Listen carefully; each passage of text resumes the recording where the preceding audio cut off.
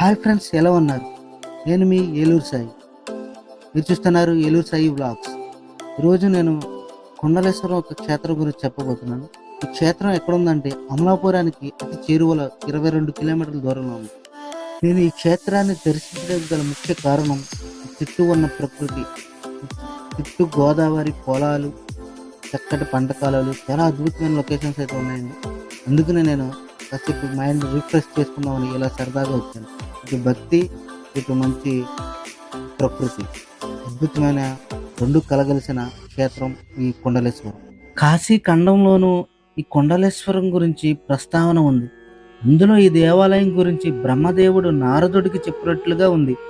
కోటిపల్లిలో సోమేశ్వరుడిగా దక్షిణ భాగం నుంచి గౌతమిని తీసుకొచ్చిన గోదావరి నది ప్రవహిస్తూ సముద్రం కేసి వెళ్తోంది.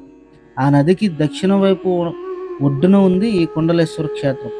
చాలా వేగంగా వెళుతున్న గోదావరి సముద్ర ఘోషను విని కోపంతో మహావేగంతో పాతాళంలోకి ప్రవేశించి ఆ సముద్ర దేవుడిని వేధించాలని అనుకుంది. అయితే గోదావరి ఆలోచనలను నదులన్నిటికీ నాథుడైన సముద్రుడు గ్రహించి పూజా ద్రవ్యాలను, కుండలాలను ఒక పల్లెంలో ఉంచి గౌతమికి ఎదురెళ్ళాడు. గౌతమి నది కోపం పోగొట్టడానికి సాష్టాంగ నమస్కారం చేసి, నా మీద కోపం వద్దు, సూర్యభగవానుని తేజస్సుతో మెరుస్తున్న ఈ కుండలాలను నీకు బహుమతిగా ఇస్తున్నాను.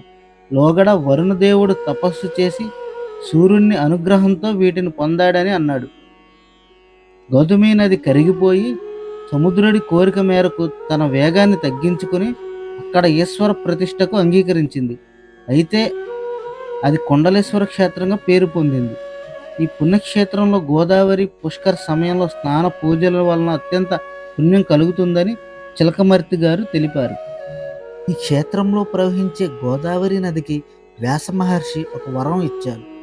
పార్వతీదేవి ఆజ్ఞ మేరకు వ్యాస మహర్షి కాశీని వదిలిపెట్టి విశ్వేశ్వరుని దర్శించుకోలేని దుఃఖాన్ని పోగొట్టుకోవడం కోసం అనేక క్షేత్రాలు దర్శించుకుంటున్న తరుణంలో ఈ కుండలేశ్వరం వచ్చాడు.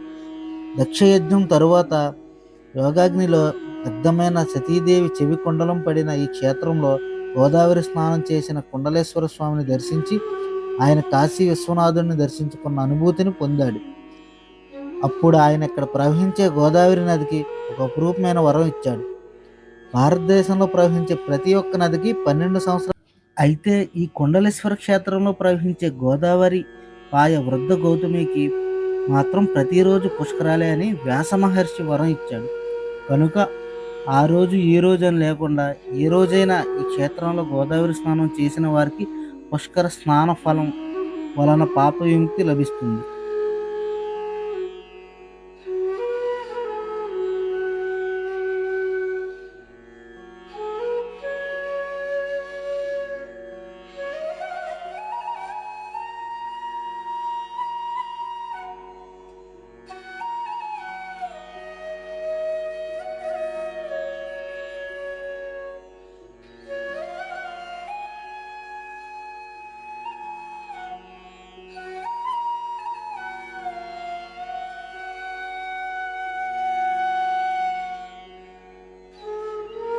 Okay, bye friends.